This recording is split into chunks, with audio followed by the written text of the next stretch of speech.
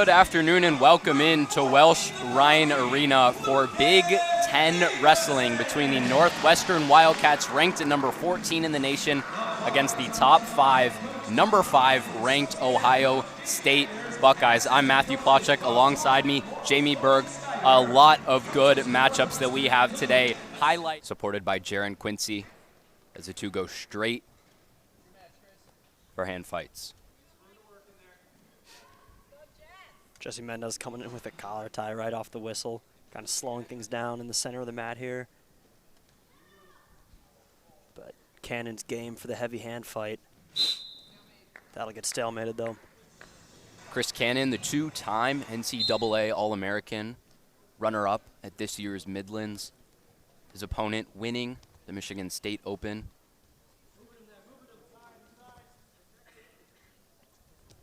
Chris Cannon just one loss in dual meets so far. Jesse Mendez 2 losses. His second coming just a few days ago against consensus number 1 Roman Bravo Young of Penn State, looking to turn things around against Cannon. To ensure that Crown Point was able to take that one. You see Chris Cannon wrestling from his knees, works up, goes right back down. We've seen that all year long from Chris Cannon as he tries to shoot for Jesse Mendez. Big attempt from the collar tie there. A little elbow pass for Chris. Coming with more hard clubs. The Ohio State fans in the audience don't love that.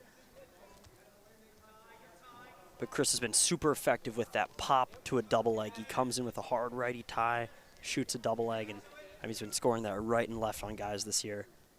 Big 7-3 decision win for Chris Cannon last weekend against Rutgers, against number 16, Joe Heinzelman.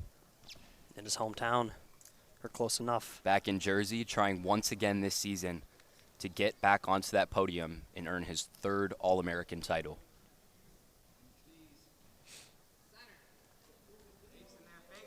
Just over a minute to go, still no points scored. A couple shots apiece for both wrestlers. Chris doing a really good job backing Mendez to the edge here, just keeping the fakes, the hand fight coming in, and he'll shoot him out of bounds there. Those positions on the edge have been critical in a lot of these close matches, and they add up in these dual meets. Refs like giving stall calls if you're getting shot out of the mat, and definitely something to keep an eye on here. Mendez with some theatrics in the center of the mat, pushing on Cannon's head a little bit. Jesse Mendez, forehead bandaged up. You can see the blood starting to poke through just over that right eye. So I believe he could have suffered a cut in that early hand fight as he gets a headlock here on Chris Cannon. There's that club shot by Cannon.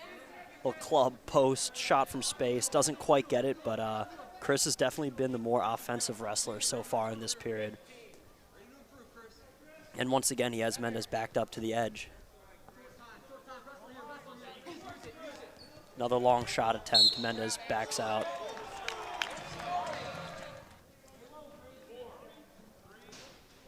And as the first period comes to a close, no points scored, decision will go to Chris Cannon. As Chris Cannon gets to his feet early. He tries to kick through. Mendez trying to roll over, score some near fall points. Cannon does a good job working up to his knees. Cannon looking for a standing switch there. He's been playing around with that a bunch this season. He's been really effective at getting up from bottom, but Mendez has a deep collar tie and a claw ride and a wrist here, and pretty solid position on top. Chris right back up to his feet though, and he'll get the escape. Chris Cannon gets an escape. 33 seconds of riding time built up for Mendez. 15 of Cannon's 18 matches this year decided by decision. He's not someone that will go for big point leads. His matches tend to be close. And against Jesse Mendez, only 1 point scored in 4 minutes of action, looks to be much of the same. Cannon's been wrestling like a real veteran this year. That's a bit of a storyline in this matchup. These guys have history, but Mendez coming in, he's young. Cannon, 2-time All-American. Nice high C there, and he cuts across, gets the 2.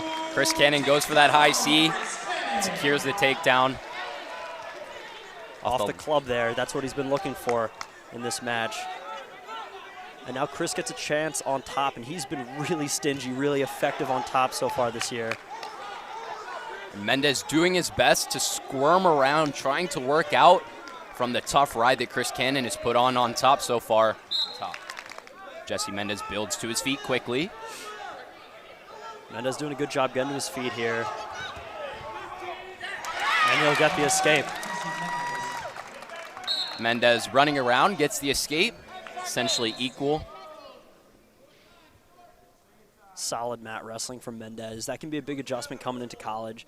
It can be hard to get a hang of just how stingy and competitive guys are on top. But that's a big escape for Mendez at the end of the second period. Chris on top again, throwing in that left leg. Mendez threatening a reversal here, but won't quite get it. That was scary. The Ohio State fans behind us loved that. Chris has been super effective with that left leg in. He's really stingy. I mean, he doesn't let guys out from bottom easy. Chris Cannon has that left leg of Jesse Mendez extended. Mendez has not worked up off his knees so far in this period. That'll get called potentially dangerous by the head ref. He's defeated Rayvon Foley, major decision 10-2 of Michigan State. Now trying to add Chris Cannon to his resume, but so far, 2-point lead thanks to that high C takedown. And Mendez up to his feet here. Able to get the one. Jesse Mendez has escaped. Most importantly, before Chris Cannon could establish a minute of riding time, still at 51 seconds. But Cannon coming in with that post high C again. He's looking to score in this last minute. But it's a 1-point match. Mendez doing a good job holding position here, but Chris pushing him to the edge again. And Jesse Mendez, double leg shot. No takedown called. They said he was out off the mat before he could register the 2 points, including one of four-time national champions as Jesse Mendez has a single leg on Chris Cannon. Mendez in right again on that shot. Chris hanging tough, but Mendez will get the 2. Jesse Mendez has the 2-point takedown. Now a 1-point lead. Chris Cannon has to escape, has to work up to force a sudden victory. Chris has 20 seconds to get an escape here. Less now, 15. But Mendez has him flattened out on the mat with a deep, tight waist. Just 10 seconds left. Chris Cannon tries to roll through, but Jesse Mendez holds on. Cannon looks like he's got it. Cannon's got his Cannon escape. has the escape. And Chris Cannon, buzzer beater escape. He won't care. We're going to sudden victory here in our first match at 133.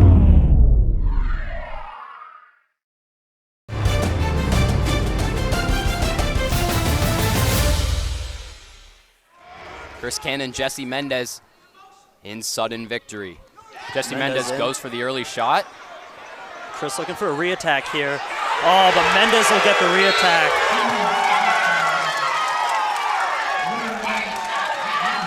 And Chris Cannon was the first one to shoot, but Jesse Mendez able to sneak around and get the big win. But fireworks at 133. Jesse Mendez continues to show off, not only for the home Northwestern fans, but also for the big traveling contingent of Ohio State. Junior Dylan Demilio. Demilio 7-3 in his dual meets. Talshahar 2-3, but winning his last 2 against both Wisconsin and Rutgers in the past 9 days. Frankie's been really strong in the hand fight, which, I mean, just complements the speed he's got. He's got really quick shots, but guy likes to snap people down to the mat, and he likes to do it hard.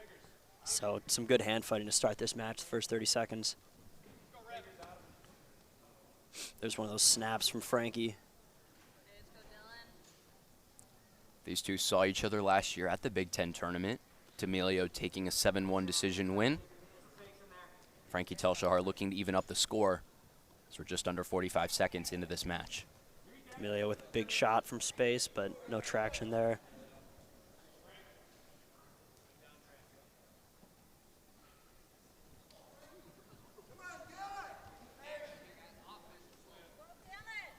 Hand fighting between the two, still going strong. No big shot attempts so far. Both guys just jockeying for position in the middle of the mat here.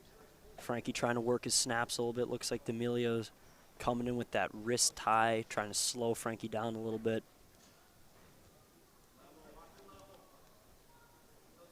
Demilio. Big shot from Demilio, but good hips from Frankie, able to stop that. Wrestling opportunity here.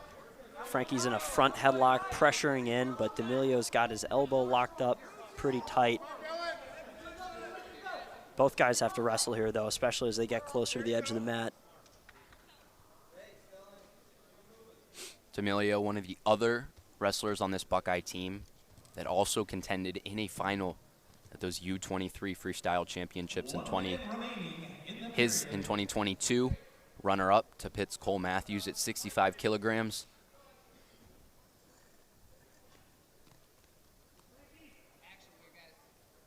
Both guys starting to move a little bit more. Demilio with a fake. Frankie bites a little bit, but comes right back in with more of those tough collar ties, looking for his snaps. Demilio, another shot from space. He's looking for that long double leg, sort of comes in on his knees, but he's a long guy. That's something that I can definitely imagine him finishing that takedown if he just gets a hand on the knee. But so far, Frankie's doing a good job keeping him at a distance when he shoots.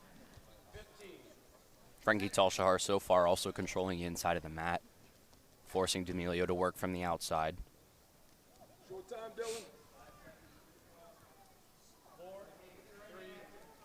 As we see the two wrestlers here in the mat going for a collar tie as the first period ends. And he'll get to his feet, and he gets it in 4 seconds. Doesn't get too much faster than that. Quick escape from Frankie Talshahar. Gets on the board first. And right back to the center of the match. It's more hand fighting. Demilio faking that double leg again. Coming to the wrist.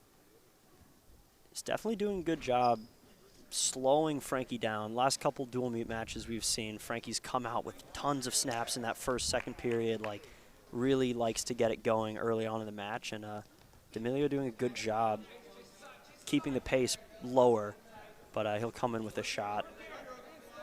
Frankie pretty comfortably stops.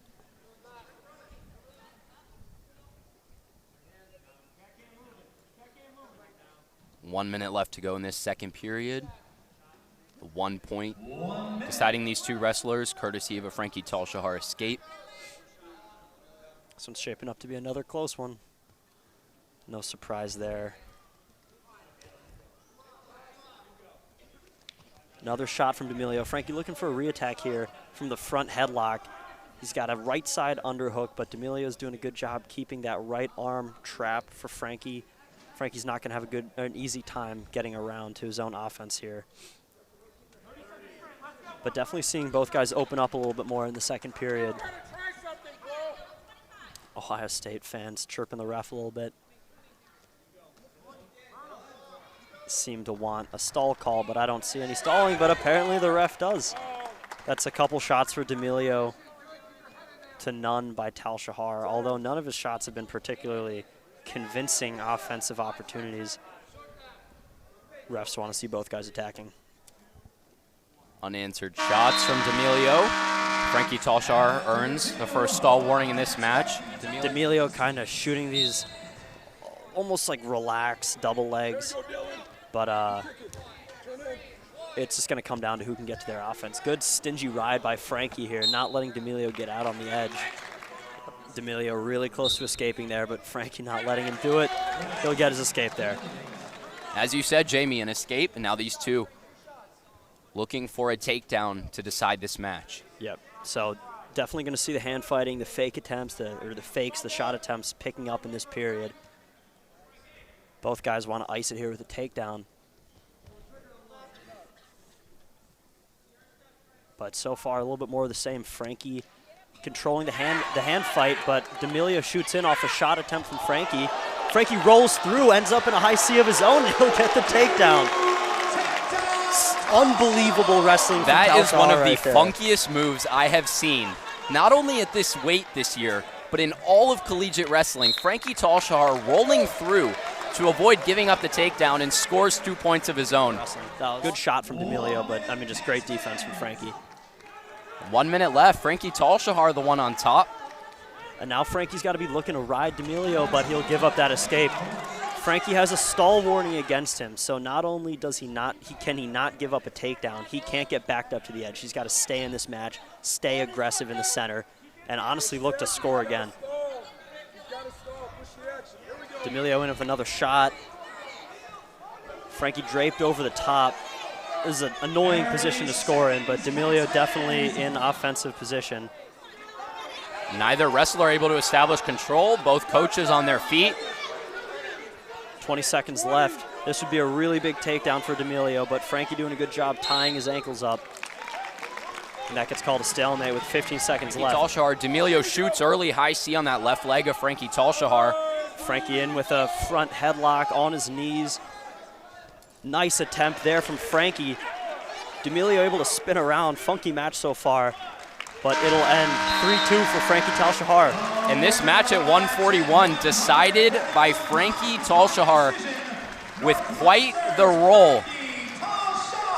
I mean, he was favored on paper, but to be able to do that, to pull off that move and win.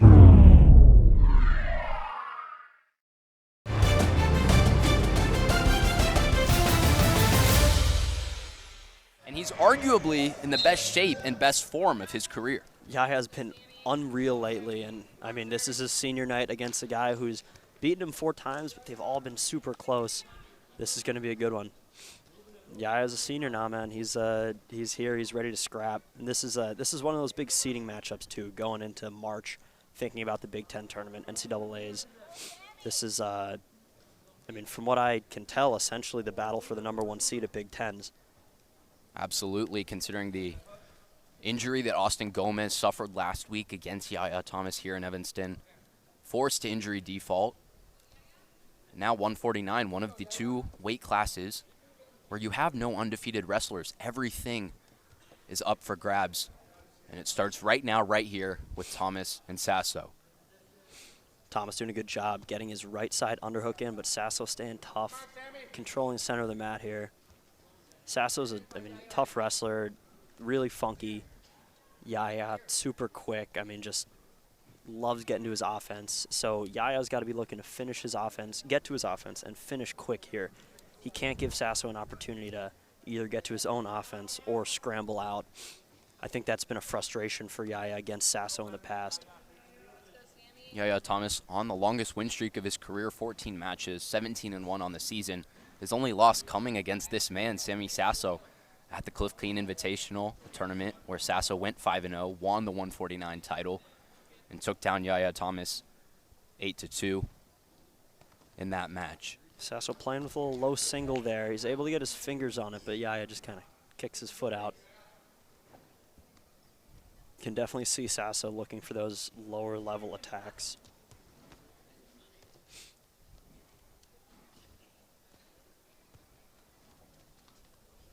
Tough hand fighting here. Both guys kind of grinding their heads, looking for position. Neither one wants to give up that offensive position in the hand fight to let the other come in with any offense of their own. Just under a minute left, no points between these two.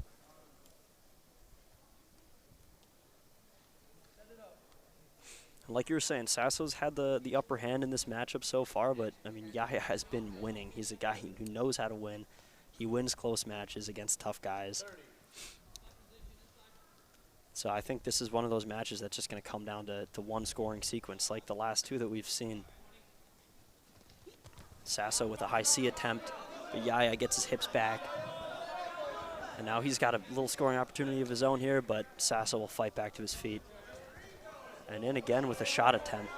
Looks like Sasso's probably working for at least a stall call here in the first period. But Yahya doing a good job circling back to the center of the mat. So 2 shot attempts from Sammy Sasso late in that first period, but no points scored. Cornell, he's not invincible. He has lost this season, so this weight really up for anyone. Good job by Sasso fighting the hands there to get his escape, but yeah, like you were saying, I mean, Yanni's super tough. He's obviously a highly decorated wrestler, but And, I mean, Yaya with a high C attempt there. But Sasso doesn't bite. But, yeah, like, these guys, you could imagine this being a semifinal matchup at the NCAA tournament. If, you know, there's a lot of ifs there, but they're definitely going to run into each other down the line. So this dual meet match sets the tone. A lot of momentum coming into March. That matters. And how nice it would be for either of these two to spoil Yanni's season. Yanni, along with Spencer Lee, looking to become the 5th and 6th wrestlers of all time to win 4 NCAA championships. Post shot attempt by Yaya there. He's now had 2 shot attempts in the second period to Sasso's none. Picking up the offense there, but Yaya's wrestling smart here. He knows that he can't come in on a not too great shot attempt, or else Sasso will be in a position to get some reattack or some sort of funky scramble type situation, as we've seen a couple times so far in these matches. The score doesn't always go to the aggressor. Sasso trying once again for that right leg of Thomas, but doing well to get it out of the way. Yeah, shooting in again on that double leg. Sasso ties up his arms, though, not able to get to it. Both guys definitely opening up here a little bit. Big snap by Yaya.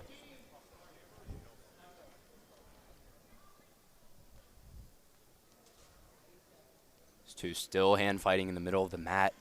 No takedowns. And we'll go into a third period with the only point, courtesy of Sammy Sasso's escape. It happens when you're fired up. It can be a little tough to tell when the ref is signaling to start versus like a set or something. But it just kind of shows how ready to wrestle these guys are. They want to go. Nice escape by Yaya. Yaya evens up the score once again. Clean slate. Everything to wrestle for in these last 100 seconds at 1:49. Sasso in again on that just long, low single attempt. And again, you can tell he's looking to pull himself in with Yaya's leg. He's not necessarily looking for something super explosive from space. But definitely hammering away at that right leg. Now Sasso coming in with a heavy hand fight. He's got a big right side collar tie, and again towards that leg. Ohio State fans in attendance looking for a stall call against Thomas, but so far this match has been pretty even offensively. And apart from the one Ohio State fan who keeps calling for stalling in every match, everyone really holding their breath in anticipation as they now get fired up moving into the last 60 seconds. Yaya with a shot attempt there. Sasso able to stuff it.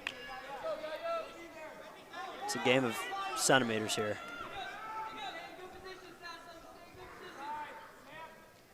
Tom Ryan, the Ohio State head coach, behind his bench in the position he likes to take up, wants his assistant coaches to do the loud talking. Storniolo sitting down on the Northwestern side.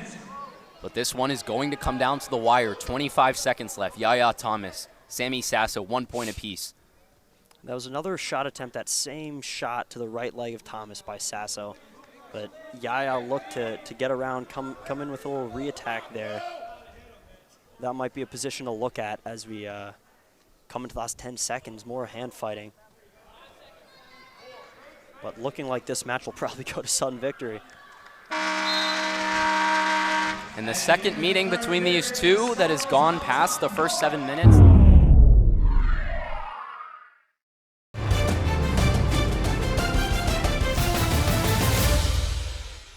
Tiebreaker. And we'll see which of these two wrestlers can take advantage of this extra time and add a win to their record. Sasso coming in, he's got head position and an inside tie, but Yaya able to get that underhook.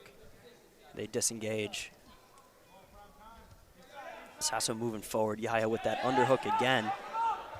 He's been really effective from this double underhook position, especially able to throw Austin Gomez, but nothing there. And another shot attempt to that right leg. Yaya Thomas fending again. Does it one more time, trying to roll around. There's that shot from Sasso and the re-attack from Yaya. That position, we've seen it a dozen times so far this match. Yaya in with that right side underhook again. throws it, tried to come to a single leg, but Sasso able to prevent him. 1 minute, Cats fans. Sasso controlling the center of the mat here, pushing Yaya to the edge. Now he comes in with a shot. Yaya looking for another reshot attempt, unable to get it. And this is the first time we've seen both wrestlers grounded. Every time that someone's shot in this match, the other person's been able to build up. But Sammy Sasso has that right leg of Yaya Thomas. So Sasso unable to finish there, but I think that's what he's been looking for. He dragged himself into that single leg. And Yaya responds to the Ohio State fans' call for stalling with a shot of his own. And the Ohio State fans still want to stall. Yaya has to be careful not to open himself up too much here in these last 15 seconds. Sammy Sasso has that right leg, but Yaya Thomas gets it free. Both guys working on the side of the mat here, and they'll call that, and they'll get the stall call. Still a very even match for the majority of these last 9 minutes. Sasso definitely doing a better job in this overtime period, controlling the center of the mat. Yaya definitely looking for some re-attacks in his own 30-second period. Then Sasso will win the match, and vice versa. But Sasso able to get that escape quickly. And this is what happened the first time these two faced off. Yaya Thomas was unable to get free in that escape point in that overtime period. Sammy Sasso does so 7 seconds in to tiebreaker 1. And a takedown here from Sammy Sasso puts him way up in the match. But that's what he's looking for, but he's unable to threaten anything. He's looking for the takedown here. Yaya Thomas has confidence in himself the way he's wrestling. Wants to start neutral. He feels that takedown coming on his feet, but he's only got 20 seconds here to get it. Working on the edge. Shot attempt by Yaya. He knows time's coming for him. Sasso's defending on the edge. Doesn't really have to threaten anything. He'll get a stall call against him. A really interesting decision by Yaya Thomas. And has a 1-point another advantage. long shot, but all Sasso has to do is cover up here. And he'll take that win. And Yaya made the decision to go on his feet, not give himself necessarily the opportunity to get an escape there, but that's just what he was feeling. I think he felt that his offense was there. He felt the edge on his feet.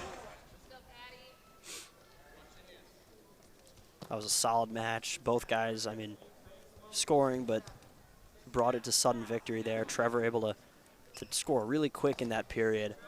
But this is probably going to be another tight match between two tough wrestlers who absolutely don't want to lose.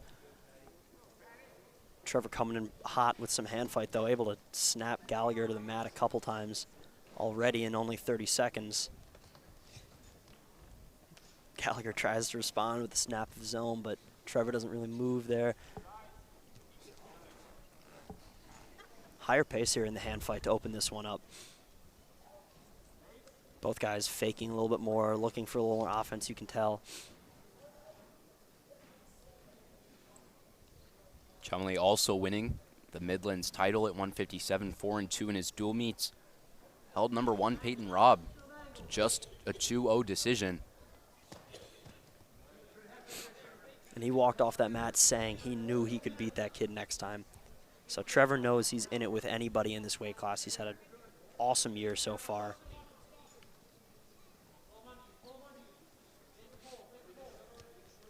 This is another one of those momentum matches going into the Big Ten Conference tournament. Both guys thinking that they, that this is a big win for either guy coming in. You want to leave an impression on your opponents going into the conference season, the NCAA postseason. Trevor Chumley has not given up a bonus point loss this season, has a 47% bonus rate. In his career, his opponent 60%, also just 25 wins. Nice high C effort from Trevor there. Doesn't quite get it, but got low, got deep really quick. Gallagher just able to spin away from it. High pace from both guys so far. Another shot attempt for Trevor. So far we haven't seen Gallagher with any real shot attempts.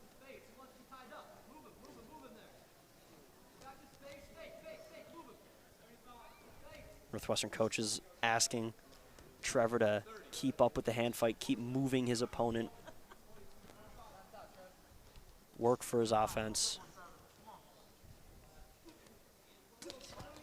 Another shot attempt by Chumley.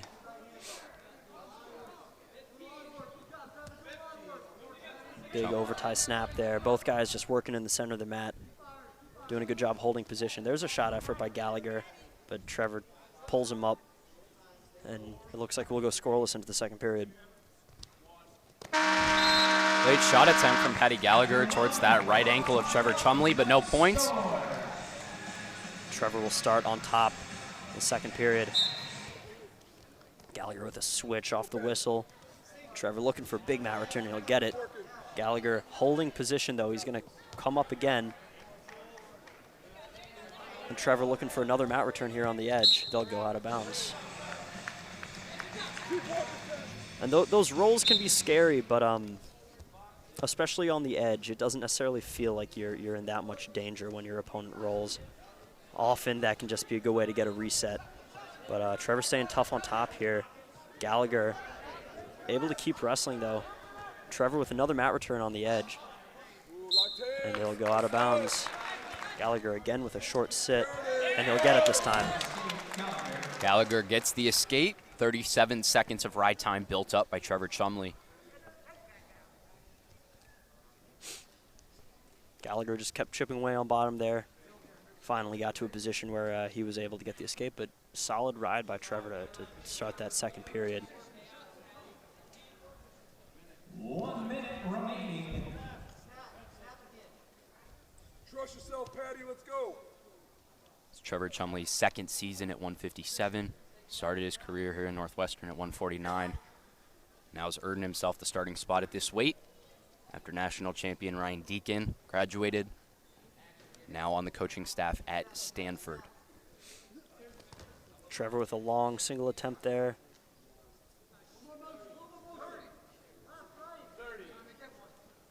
Yep, Trevor's done an awesome job picking up. I mean, big shoes to fill from the departure of Ryan Deacon, but I mean, Trevor has been absolutely game, and he's not just the guy filling Ryan Deacon's shoes in his absence. This is his weight class now. Trevor is looking to win a national championship here,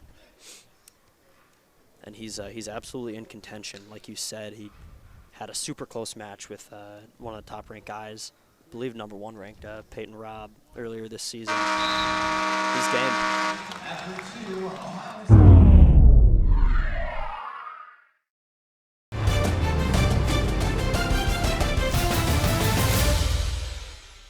Trevor Chumley and Peyton Robb. Peyton Robb's had some trouble with Northwestern guys in the past. Deacon beat him a couple times last year, so Trevor with a super quick escape, able to keep that 34 seconds of riding time advantage, but it's not going to matter unless he gets a takedown here. Both guys looking to get to their offense in neutral right now. Another tied match going into the third period. Patty with a long double leg attempt. Double leg from Patty Gallagher trying to get Trevor Chumley onto his back, trying to assert control. Looking for a danger count, but Trevor staying at a good angle, continuing to fight here. And now Gallagher almost getting the count there, but unable to. Trevor staying super tough in this defensive position here. Gallagher will get that too, though. Gallagher works that left leg of Trevor Chumley in a position Trevor to get looking free. for a reversal here, though. Now he's in position. 1 minute. And Coach Matt Storniolo has thrown the brick. They will stalemate with a minute left, and Storniolo is going to look for a challenge. He's pretty certain that Gallagher, Trevor right up to his feet, attacks the hands, gets out. I think that was even quicker than the first one. But now it's what we expected. Two guys working on their feet for some offense here. Trevor in immediately with a big snap. He's pissed. He's upset he gave up that takedown. Trevor Chumley lighting McQueen on bottom. 2 3-second escapes. Now he shoots for that left leg. Patty Gallagher doing well to defend it. Right back to the hand fighting so far that we've seen from these two men. Make some noise, Cats fans. 30 seconds left to go. Match tied up at 3. Another shot attempt for Trevor, but Gallagher looking for a reshot there off an arm drag, unable to do so. Trevor's got to make sure his offense is sharp here. In these close matches we saw, Cannon against Mendez went for some offense and sudden victory and gave up a re-attack, and that's, I mean, it sucks, but it happens, and you got to make sure that your offense is on point in these close matches. Collar tie from the two men. And we will. Trevor Chumley 1-1 when his matches have gone sudden victory this season. Patty Gallagher 0-2. Gallagher a little bit tougher. Big snap from Trevor there. Gallagher in again on that big double leg that he scored off of in the third period. Trevor not letting him get there though. Coming in with more attempts of his own. Both guys wrestling on the edge. And unlike that first double leg shot, Trevor Chumley this time able to sprawl away. He comes with offense on the edge, but Gallagher is able to circle his butt to the inside of the mat. Both guys absolutely scrapping right now.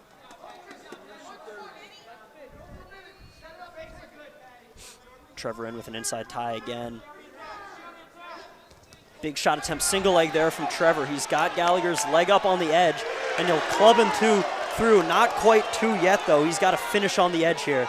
But Gallagher's got a shin whizzer. He's staying tough in this position. And what awareness from Patty Gallagher.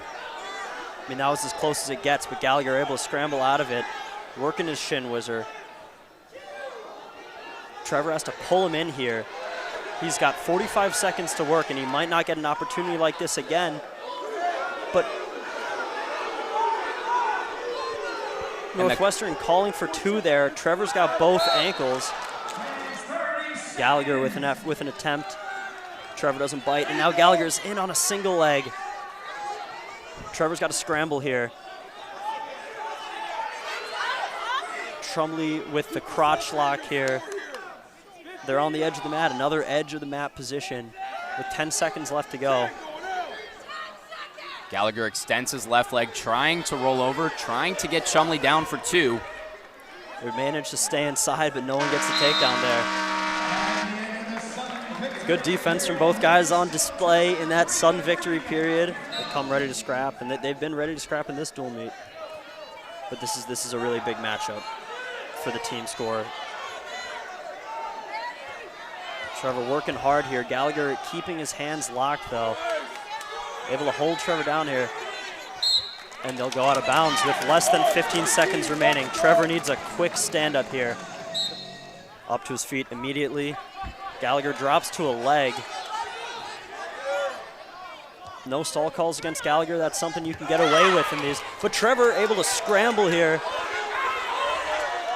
Gallagher hangs tough, doesn't give up the escape, and now Trevor needs a ride. Different position. Sammy Sasso did manage to escape, so Yaya Thomas was down a point. Now these two even. Patty Gallagher chooses to go neutral. Gallagher thinks he can score on his feet here. But Trevor's in right off the whistle, driving Gallagher to the edge of the mat. And in with a shot attempt of his own. Chumley trying once again for that right leg of Patty Gallagher. Gallagher in on a shot here, though. Trevor's got his hips. He's extending Gallagher. And we'll see some more wrestling. Or maybe not. Let's go, Patty! Apologies, I'm not up on my overtime criteria, I guess. We just got confirmation that it is riding time. So perhaps another reason why Patty Gallagher chose to go neutral, had 30 seconds of riding time established. Yep, seems like a fair choice with that context. Karchla in on a single leg right away. Looking to keep Ohio State's momentum rolling into the intermission, but Max able to get his leg back down. Karchla looking for a duck under there. First time meeting between these two wrestlers. Karchla, All-American. Freshman of the year for Ohio State last year. Placed 7th at the NCAA's, 4th at the Big Tens. Made a huge recovery after tearing his ACL back in 2021 against Caleb Romero. In practice, to go all the way to the podium last year. Quite the statement. He's trying to get it done against Max Mayfield. In on another single leg, Max keeping his hips down, but Karchla able to come around really close to scoring there on the edge. Max hanging tough, and they'll stop it. Potentially dangerous.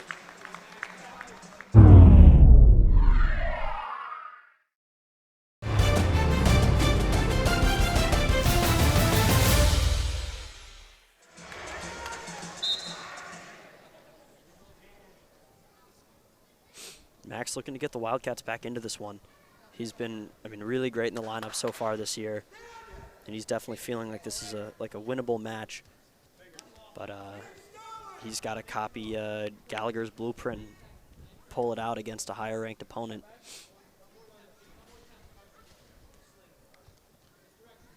Max Mayfield, redshirt sophomore from Lincoln, Nebraska, 3-time Nebraska state champion at 160. Karchla in with another single leg attempt. Doesn't get very deep. Now Max up with a 2-on-1 on Karchla's left arm.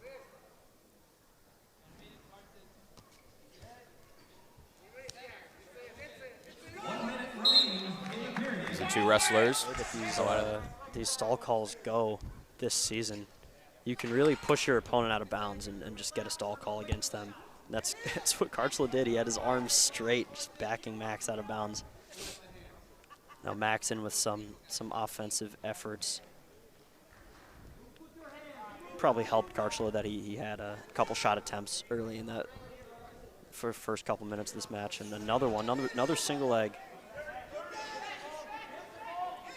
Karchla has his left leg around Max Mayfield's right thigh, trying to get himself into a position to score points. 20 seconds left to go in this first period. Mayfield just trying to hold on. Max really tough here defensively. He's doing a really good job stuffing Karchla's head to the mat. Karchla unable to score on another single leg.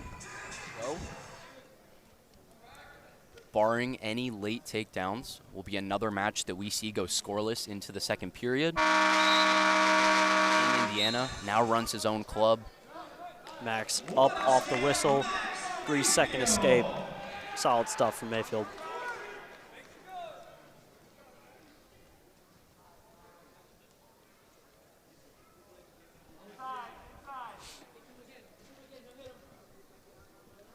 Karchla thinking about going for that right leg. Chooses to return to his collar tie.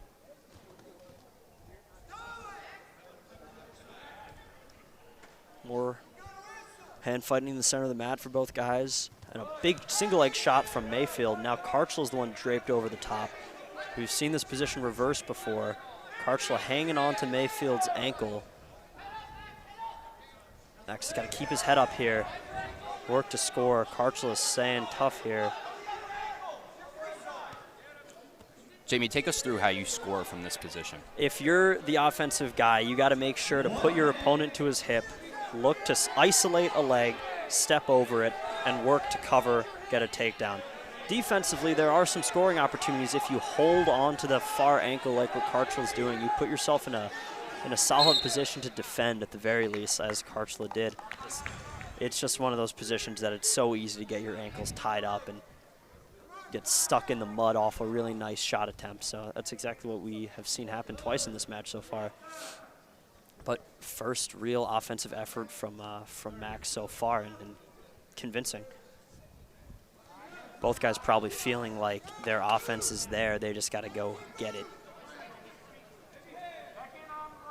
It has the feeling of a match that will come down to one takedown, one attempt. There's another attempt by Karchla. Exploding off of Mayfield's snap, but now he's extended on the mat, and maybe this is that one attempt. But with 4 seconds left, it's looking like another one-point match going into the third period. And all we'll get for the rest of that second period? I would think so. That's possible, right? He is quite the mop. Ohio State coaches reminding Karchla that Max has a stall warning against him, which, as we've said, comes into play in these super close matches. But Max doing a good job staying stingy on that near ankle of Karchla's. racking up a couple seconds of riding time so far. He's got to look for a mat return here, but Karchla will face him and get the escape. Mayfield with a 28-second ride. Took Karchla a bit of time to figure out the puzzle that Mayfield had put in front of him, but he does, and with 75 seconds left, we're tied at 1 apiece. And I think I heard a Russian accent from the crowds. Oh, there it is again, telling Karchla to watch the right leg. Maybe that's his father, former coach at Ohio State, as Matt had said. But getting advice to watch the right leg, and I mean that's the leg that Max shot that sweet single leg to. A duck from Karchla, swim, high C, and he'll score a takedown here. That was slick. And Karchla gets the first takedown. Max Mayfield has to get up. And that's something he had threatened that attack in the first period, but wasn't able to get to it. Not just for himself, but for the team as well. This has been a super close dual meet, but Ohio State's gotten the better of a lot of these matches. Now Max in on a single leg here. Karchla with a heavy shin whizzer. Max has got to elevate this leg, not let Karchla wiggle his way out here. He's got to keep up, come up with it again. With 15 seconds left, Karchla, his knee at a funky angle. But Max spinning around. Not quite sure what happened there, but Karchla now has the skates on. And Mayfield's going for it. 2 seconds He is left. going for everything, trying to get it done, but Karchla survives as time expires, holding on to a 3-2 decision win over Max Mayfield. 14-4 this season, 7-3, ranked number 7.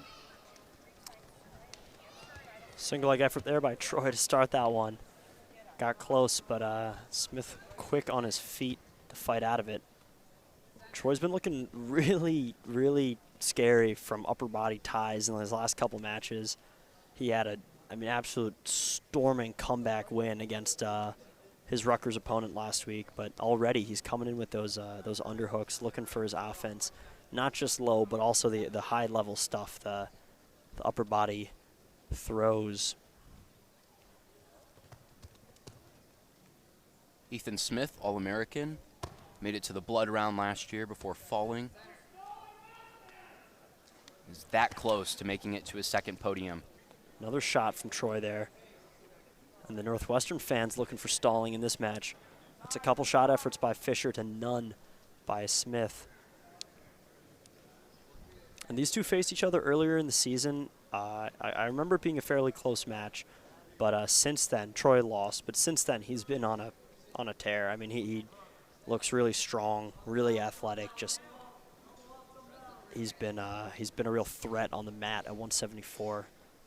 It's 10-5 back at the Michigan State Open. Ethan Smith able to take it, ended up winning that tournament.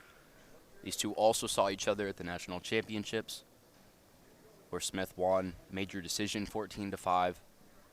And then they were slated to face off the Big Ten championships. Troy Fisher, medical forfeiting, so 3-0 in favor of Ethan Smith, but Troy Fisher doing well so far, getting his attacks going. And Smith there with some offense of his own. Troy looking with that underhook to drive Smith over onto his hip. Smith able to just avoid giving up the takedown, and they'll stalemate on the edge.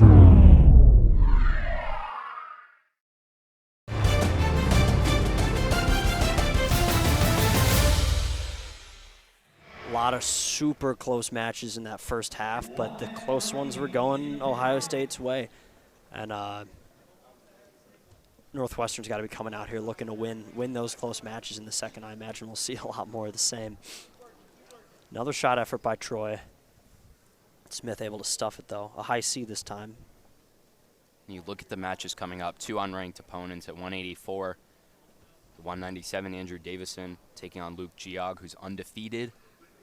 And then heavyweight, 2 top 20 opponents, and then a top 10 matchup to finish us off at 125. Shot there by Smith again. Troy able to get his hip down, comes up in that underhook position. This time Smith a little bit more aware, not giving Troy an opportunity for a reshot. And he's right there again on another shot. Some upper body work for both guys. Savvy wrestling there. Troy felt Smith trying to throw his leg in, pushed it back, squared up, and no takedown. But so far, an exciting match. Both guys getting pretty close with some offense early on. No points in the first period. On Friday, Ethan Smith wrestling a close-ish match, 11-5 loss against Carter Starachi, number 1 out of Penn State. Nice high CF attempt by Fisher. Smith able to stuff it. Another one. Now he's in a little deeper here, but Smith has a crotch lock, and he'll come over the top, scrambling for a takedown of his own. That was savvy wrestling by Smith. Well done by Ethan Smith, able to get the escape point, to get the takedown, cuts Troy Fisher loose. Troy coming out with all that offense in this period, but Smith able to pull some slick counter offense and get a takedown of his own. Troy can't let that slow him down, though. He is at his best when he's on his offense, and that's something that gets emphasized in the Northwestern room. But Smith, a really solid counter wrestler. 1 minute remaining. Another single leg attempt by Troy, and now he steps over Smith's leg. Smith scrambling here, has Troy's ankle. Troy's got to keep that bottom leg of Smith's extended and pop his head out, but Smith has his ankles tied up. This is a frustrating position for Troy, who's so close to the takedown, but Smith able to prevent the score. 36 seconds left to go. Troy Fisher, early shot to that right leg. Another Left leg, shot. pardon. Another single leg. Smith able to keep his hips down. Not in too much danger here. But Troy's getting to Smith's legs. You can tell his confidence is picking up a little bit. He feels like he can get this takedown here, and he's coming really close. Smith looking for ankles, though. Smith, trying to get that right ankle. Is Troy Fisher able to get his hips out? 3 seconds left. And that's the period. Troy's got to find a way to get out here and then put Smith in danger on his feet. There it is, a little upper body effort with the underhook by Troy. Smith doesn't bite, though. Quick escape from Troy Fisher. Looked a bit like he was trying to sweep that right leg. Another single leg attempt. Smith able to stuff it, but Troy comes up with his underhook again. He's been really effective with those underhooks, and he's getting to them a lot in this match, but I mean, Smith wrestling a very defensive match, looking for counter offense. And Fisher likes that left leg shot, but credit to Ethan Smith, has done such a good job getting it out of the way and forcing Troy Fisher to rethink his plan. Smith looking for those low shots from the collar tie. Not getting too close, though. And now a re-attack by Smith again, but Troy able to circle up and get to his feet. Smith working on the edge with an underhook here. As you said, Jamie, Smith content to wait back and reshoot after Fisher tries for attacks of his own. 45 seconds left to go. 3-2 in favor of Ethan Smith. Troy Fisher needs a takedown. Is Ethan Smith able to work himself around and get the 2 points? Fisher needs to escape and escape quickly and then work for a takedown. He'll get that escape, and he's right in again, but Smith, just a nice reshot, well-timed off Troy's shot, and he's in a position to score again. He'll get another takedown. Troy Fisher looking like the gas may have just run empty. Is Ethan Smith able to secure a late 2 takedown? And a 7-3 win over the redshirt junior to push Ohio State's team score to 15. Northwestern now, they have to do everything. They have to win almost every match that we have left. Capped off by McCrone. Shumate in with a left side underhook. Looked like he was waiting for that a little bit off of Bates' collar tie. And he'll look for a big throw, whip over attempt, and Shumate right back in on that underhook. And Seth Shumate, redshirting this year, thanks to the rule changes, you don't have to pull someone's red shirt. You have 5 competition dates. So Seth Shumate has already used 1 against Indiana, lost 10-2 against Nick Wilhelm, looking for his first dual victory against Evan Bates. And Bates has been really solid at 184, not able to win too many matches so far, but nice single leg. And Bates has him on down. His back. Bates has him down, tried to roll him over. But really slick offense from Bates there, and that's what he's been able to do in essentially all of his matches, even the ones that aren't going his way. He's been able to threaten his offense. He's super quick, super explosive, and he's young and he's learning. So he's been really good on top too, and he's looking to put a ride on Shumate here. Bates 0-5 in his dual meets this season, but his last 2, only a decision loss, and then taking Tyler Dow of Wisconsin to sudden victory last Friday, 9 days ago. And 2 recent decision losses that Bates walked away feeling like he should have won, that he didn't quite wrestle exactly to his potential, but it's a long season, and this would be a big way to get that momentum back for the redshirt freshman. 54 seconds of ride time for Evan Bates. Seth Shumate looks to escape.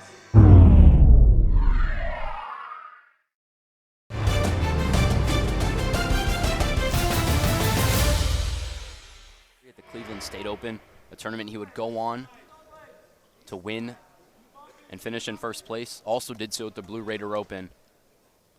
So a good opponent, good test for Evan Bates as he tries to get him on his back.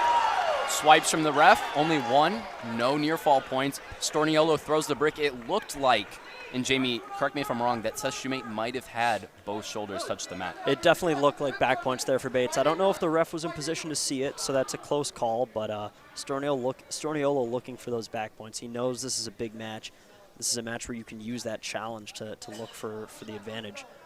But Bates, doing a great job staying super stingy on top, has over a minute and a half of riding time already in the first period.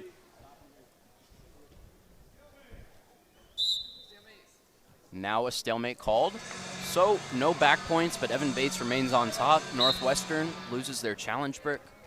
Ohio State still retains theirs, has not thrown it yet.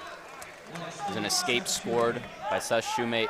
But Bates in again on another same single leg effort off the post, and he'll finish it on the edge there, get 2 points. Right on the edge. That's something you need to see in these close matches, these close dual meets, is guys finishing on the edge, and it's not something we've necessarily seen from either team so far. So Bates doing a really good job putting his strength on display.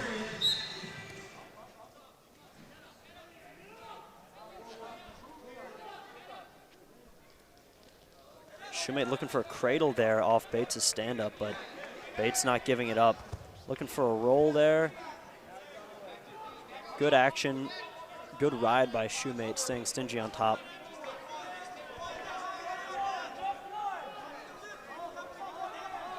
Bates in a baby stand position, fighting Shumate's hand. Very close to escaping here. Shumate has to return him, which he did not do, and thus got a stall warning against him. Just to clarify, when you're on top there, you need to return your opponent to the mat. Your opponent doesn't necessarily need to work for the escape, but as the top wrestler, you need to make an effort to return your opponent, and Shumate did not do that. Bates not only scores his escape, also forces Shumate into a stall call. 1 minute left to go in this second period. Shumate able to cut down Bates' riding time to 1 minute 19 seconds. Bates has been really effective from neutral so far, but he needs to keep it tight, not let Shumate get to his offense. Shumate with a drag there, coming to a single leg. But no score yet. Bates with that roll through that we saw from Frankie Talshahar. We'll see if Shumate can score here. Shumate brings his right leg over the left of Bates, trying to score 2 points, and he does. Bates has to keep wrestling here, not let that slow his momentum down, although Shumate is definitely back in this match now.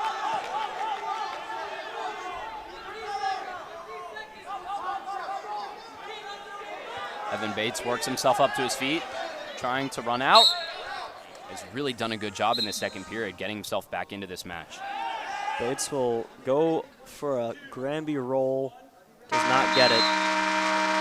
Shumate ends the period on top. Shumate looked towards Logan Stieber, that 4-time national champion we were talking about earlier. Said it was your choice, and then Tom Ryan came over, told him to start on the bottom. See how that plays out, if it falls in Seth Shumate's favor, or if Evan Bates can take control and execute a big ride in this third period. So far, Bates able to ride Shumate fairly well in the first 20 seconds, getting his riding time back above a minute.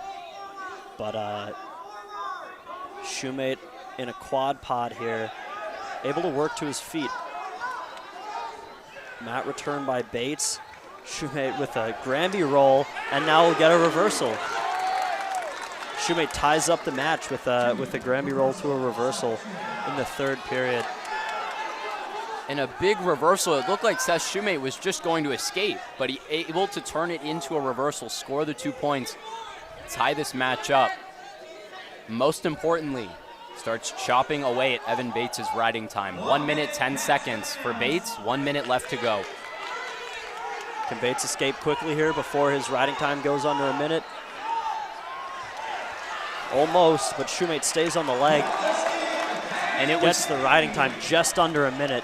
Gets the riding time under a minute. Key that Evan Bates could not yank his right foot free in time, so 59 seconds of ride time, but he does retain a 1-point lead. So Seth Shumate needs some offense in these last 30 seconds. Bates with a really dominant first period, but Shumate able to chip away, get himself back into the match. Bates has to keep his cool here and win this match for the team, but Shumate in on a single leg with the takedown. And Evan Bates gets taken down by Seth Shumate, needs an escape in these last 12 seconds, has earned himself a 1-point lead. Bates trying to get up to his feet. Up off the whistle, but Shumate able to drag him back down. Time for one more effort, but it looks like Shumate pulled that one off.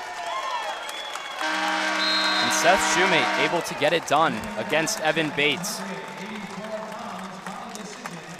No Caleb Romero, the 5th-ranked 184 wrestler for Ohio State, but they still get it done at that weight class.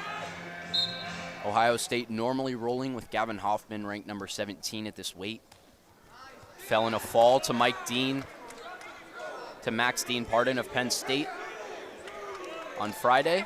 And Luke Geog gets a 2-point takedown within 12 seconds. One escape, Andrew Davison.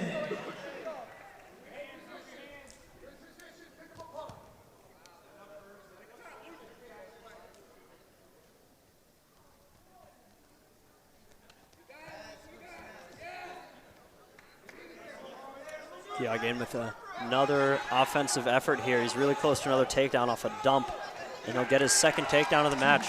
And this is a wrestler that people across the country have looked at as someone that may have flown under the radar in this recruiting class for Ohio State, and has a chance to get it done against a ranked opponent at number 29, Andrew Davison. Good job by Andrew getting out there.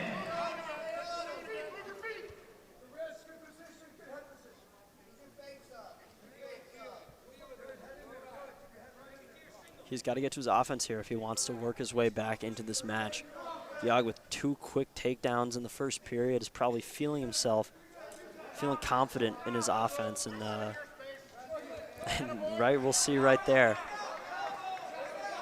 Big lunging attempt, maybe looking for a dump there by Geog, but Davison able to fend it off. Geog in again on the double leg, and he'll finish it. Another 2-point takedown for the Buckeyes wrestler. And they'll go out of bounds. And his opponent this afternoon, Luke Geog, already has a 4-point advantage with 3 takedowns in the first 2 minutes.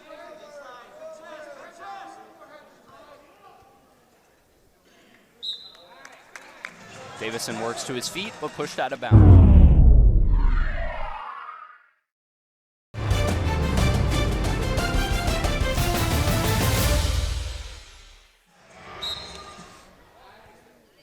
Davison right up off the whistle, but Geog drops to his ankle, stifles that escape attempt. Davison will get it, though, on that second effort. Between the 3 times that Geog has been on top, managed to rack up 49 seconds of ride time. That's a testament to how quickly Andrew's been getting out on bottom there. But Geog putting himself in position to get some riding time with those early takedowns.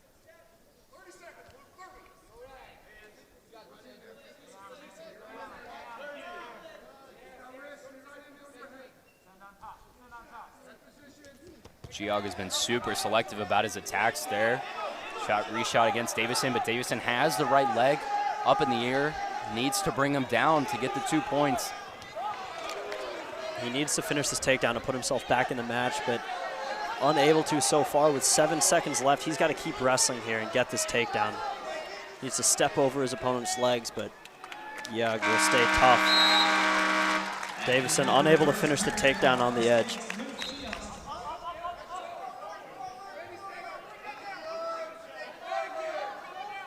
Davison working slowly up to his feet here in a 4-point stance. Very close to getting his escape here, and he'll get it. Davison, he's got to start pouring it on here. He's down by 2. He's been able to get up on bottom. But Geog now over a minute of riding time. That might play a factor in this match if Davison can't give himself opportunities on top. And the choice at the end of this period will go to Geog, so another chance to add an escape point. But now an effective 3-point lead with his riding time. Geog backing up in this period. Very different from the first period where he was all offense. Maybe a little spooked by Davison's near takedown at the end of that first period, but Davison needs to keep coming into him, chip away, work his offense. Davison able to successfully defend that single leg shot. 45 seconds left to go in this second period. Davison bites on a fake by Geog there. Big double-legged effort, but doesn't get anything. Andrew's got to keep coming in with this offense, though. He has Geog on his heels.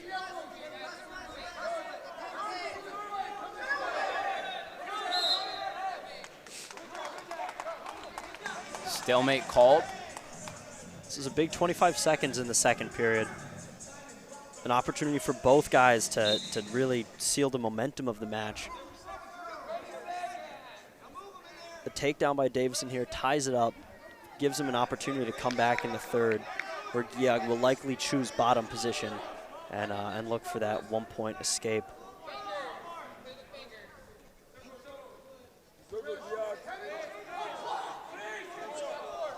Geog defending the attempts well from Andrew Davison.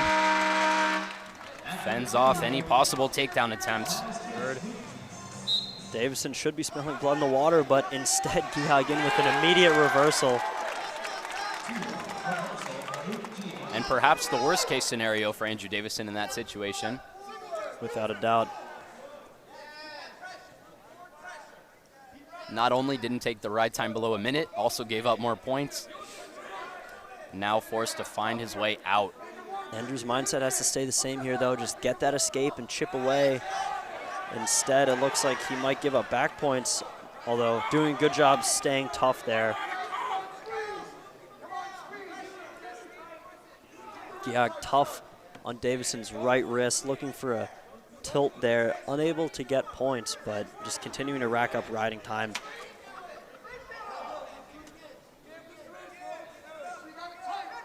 Geog once again trying to turn Andrew Davison. Davison works himself up to his feet. Can't get himself free before they fall out. He's obviously a little tired, but he's not really wrestling like it.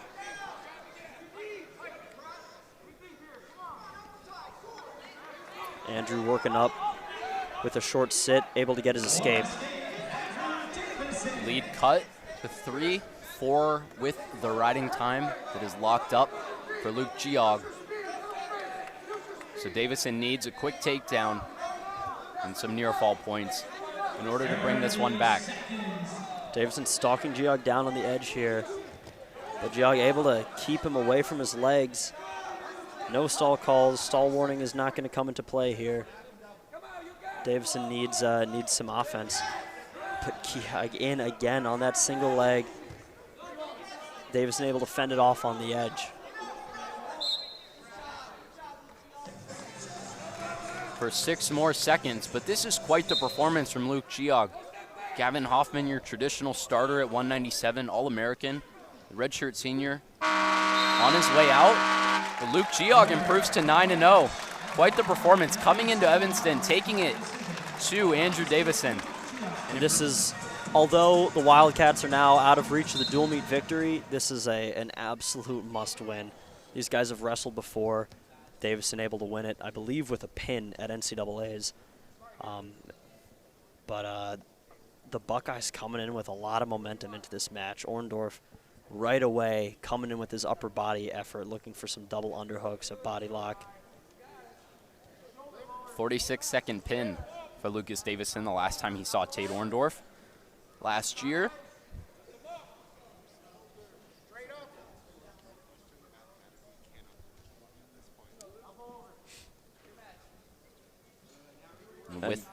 With that win from Luke Geog, Ohio State has certified the win. Even if Northwestern were to get 6 points in each of these last matches, they would still be down 6 points. So they're out. Big win from Ohio State, big dual meet win. But 2 big matches. Lucas Davison needs a win to improve his resume. And a big one for Wildman Mike D'Agostino, also at 125. Another ranked matchup at 125 to end it off for us. But, yeah, Ohio State getting the better of a lot of really close matches here, especially in that first half of the dual meet. Every match could have gone either way, but Ohio State winning a lot of really close ones. And in a dual meet, you win the close ones, and the score widens up. And they were able to do it again in the second half. The last 3 matches have also been fairly close, but all going the way of the Buckeyes. And Orendorff looks like he wants to keep this match close as well. He's putting a lot of weight on Davison with this body lock, but not really threatening any offense.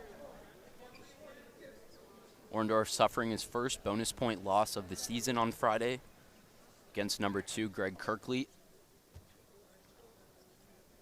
And now Lucas with a body lock of his own, but it will get stalemated on the edge. Heavyweights who can scramble, who can wrestle quick, who have low-level attacks. Orendorff clearly coming in with a very different game plan, looking to go upper body, a little more conventional heavyweight style wrestling.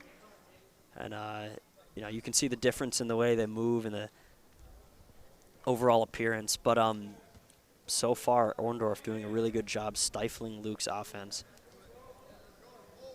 And has already lasted 3 times as long as he did in that first matchup. Definitely a positive trajectory for Orendorff in this match so far, or rather in his history of matches with Lucas. But Luke doing a better job after that break, working his snaps, although Orendorff able to get to that underhook again. Luke putting his strength on display there, just punching out of an underhook. Although he is quick and technical, you should not think that Lucas Davison is not just a massive, extremely strong guy in his own right.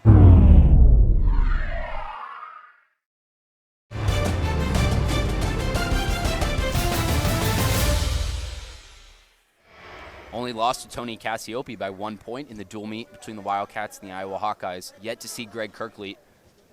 But this is someone that has a really good shot at winning the national title in just over a month. Move on that performance.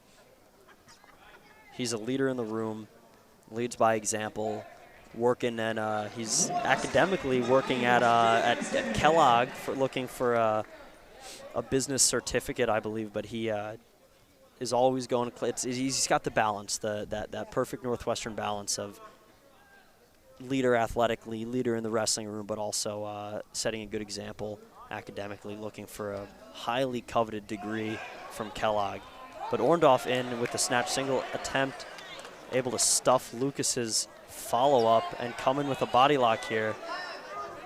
And Orendorff now the one putting pressure on Lucas Davison, forcing him to back up.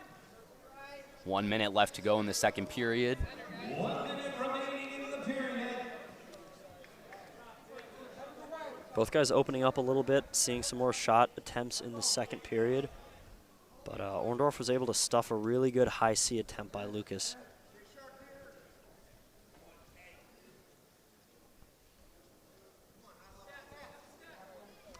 More snaps by Davison, but Orendorff able to dig that underhook in again.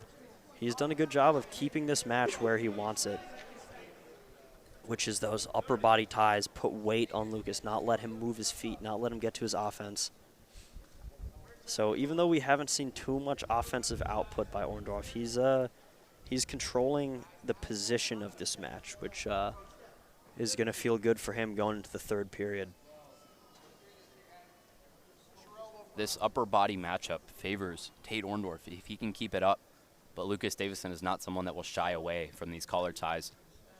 Definitely not. And Lucas pinned him off a throw at NCAAs last year, so it's not like Luke isn't capable of hanging in the upper body. I think so. Orendorff not necessarily with the advantage, but definitely controlling the pace and style of the match so far. Luke needs to look to return Orendorff on the edge here. Orendorff doing a good job staying on his feet, but Luke gets that mat return. And Orendorff able to scoot himself out of bounds. And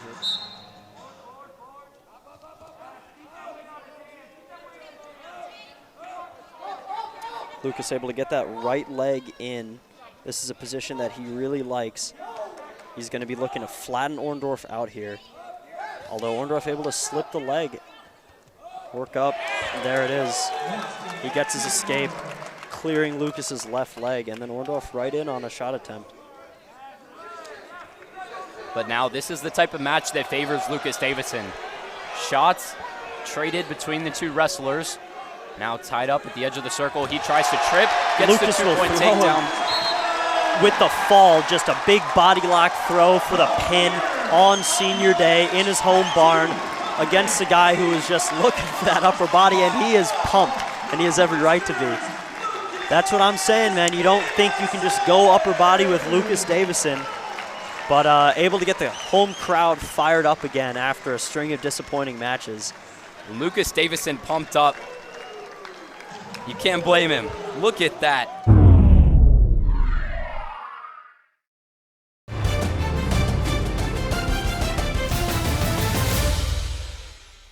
But Heinzelman is no slouch. These 3 matches between DiAgostino, the redshirt senior, and Heinzelman, also a senior. Last faced off the Big Ten tournament, Heinzelman falling to DiAgostino 3-2. I feel like every single match between ranked guys at 125 is just razor thin. So, bet we're looking at another close match here. 1 point separated DiAgostino from Eric Barnett, ranked number 8. 1 point separated him last weekend from Dean Peterson, ranked number 11. Heinzelman brings a 9-0 undefeated dual meet record, one of the 2 Ohio State wrestlers able to get wins against Penn State on Friday. Heinzelman's feeling good coming off that win, I'm sure, against Penn State. Always a big matchup in wrestling between Ohio State and Penn State, but this is a statement match. Both guys doing a good job so far in the hand fight, not really opening up opportunities. Heinzelman staying super low. Mike in his classic unconventional stance, bent over at the hip, able to dig in a right side underhook off Heinzelman's shot effort. But Heinzelman backing away, not letting him get to anything. That's a position that Mike is really dangerous from. He loves his underhooks. He's got throw-bys on either side. He's got, just tons of offense there. So Heinzelman doing a good job identifying the dangerous position and sort of backing away from it. Not necessarily game to hang around in underhooks with Geog. Although now he comes up with a left side underhook of his own. Mike digging in that left underhook. Heinzelman staying heavy on the left side. 2 minutes in, no convincing offense by either guy, just jockeying for position in this hand fight. Both wrestlers underhooks with their respective left arms. Tied up here at the near side at the edge of the circle. 45 seconds left to go as Heinzelman tries to shoot for that left leg. D'Agostino does a good job to sprawl out of the way. Heinzelman looking for a dump there in a position that generally probably favors D'Agostino, those upper body ties, underhooks.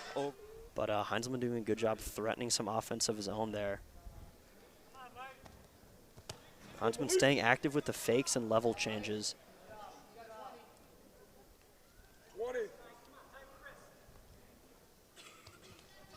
Heinzelman again with that duck under, but Mike able to throw his underhook, and now he's got a body lock. In short time, he'll get the takedown. D'Agostino in a great position to score points, does so, brings Malik Heinzelman down with a really late takedown. With just 10 seconds left to go in the first period, but able to get on the board. Something that we hadn't seen in a lot of these matches was wrestlers getting takedowns in the first period. Michael D'Agostino bucking that trend. Solid sequence of wrestling by Geog there to get that takedown. And then not letting Heinzelman up with 10, 15 odd seconds, or maybe even less, 5 seconds left in the period. Was just was good wrestling by D'Agostino to get himself a lead, and now he builds it with an early escape in the second for a 3-0 advantage so far.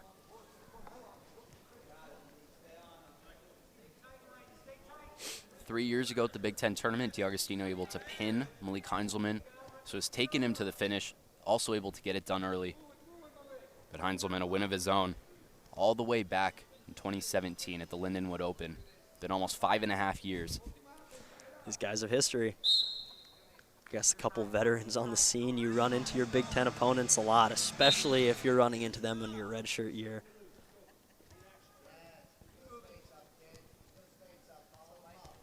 So what's the all-time record between them? It's 2-1 in favor of D'Agostino, so Heinzelman a chance to even it up and then potentially see each other one more time at the Big Ten tournament and the national tournament.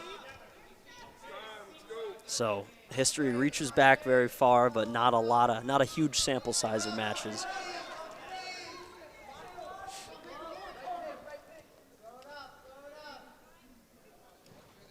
Seconds left to go in the second period. Score 3-0 in favor of D'Agostino. Late takedown in that first period and then an early escape. Now forcing Malik Heinzelman on his back feet. Mike threatening that upper body offense again. Heinzelman doing his best to just stay away from it, getting his butt down, but Mike really controlling the center of the mat here and controlling the pace with his upper body ties. Mike with a body lock here.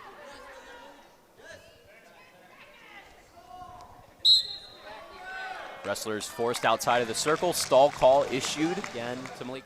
Mike able to just drive Heinzelman back. Heinzelman not really game to stay offensive with those upper body ties, and Mike just did a good job controlling that edge of the mat position to get that stall call. A takedown. He needs offense points.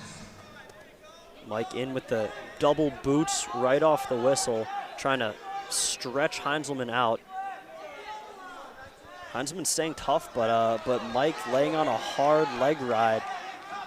Getting a count from the ref. You can't hold that side headlock position for more than 5 seconds, but Mike motioning to him that his hands weren't locked and just putting a lot of pressure on Heinzelman early in this third period. And that is an extremely difficult position, not only to work yourself out of, but also to get into, something you don't see from a lot of your heavier weights, just because it's really tough to get them down, get them sprawled out like that. Yep. But D'Agostino doing a good job to separate Malik Heinzelman and put on a very tough ride in this third period. I think Geog is a pretty uncommon wrestler. He does things that you don't see in too many matches, and he does them all the time. I mean, just lots of upper body, which is not necessarily something you see at the lower weights, and then those double boots. I mean, he's really effective with that. Heinzelman able to work, almost getting an escape there after catching one of Mike's feet, but unable to get the point. And Mike right back in with that near leg ride. A single leg this time, but still a lot of pressure. Ohio State fans behind us looking for any call they can as Mike stays tough on top. An escape from D'Agostino. The two wrestlers return to neutral, but now Mike D'Agostino with his 1 minute and 27 seconds of riding time has just secured that point. So now Heinzelman, a 3-point deficit. and has that single leg of D'Agostino in a good position now. But Heinzelman doesn't just need a takedown here. He either needs a takedown to D'Agostino's back or a pair of takedowns. This is one of those funky positions, though. Heinzelman could be looking for back points. D'Agostino's leg just bent at an awful angle. That, I mean, a bad, potentially dangerous missed call by the ref. D'Agostino. That almost everyone would consider unnatural. Doesn't matter. I actually think the ref thought it was his other leg, which just goes to show how weird that angle was, but he grits it out. A big win for Mike D'Agostino. Northwestern, tough dual meet, only able to take 3 matches, but the last 2, big pin from Lucas Davison and a decision win for Mike D'Agostino. Ohio State coming. Both of their freshmen subbing in at 184 and 197. Seth Shumate, Luke Geog, able to get it done. Move of the day, Frankie Talshahar at 141, able to take down Dylan Demilio. But in the biggest match between the 2 top 5 opponents, Yaya Thomas, Sammy Sasso, Sasso getting it done 5-0 against the grad student. For everyone here in Evanston, I'm Matthew Plachek. Thanks for tuning in to Big Ten Plus.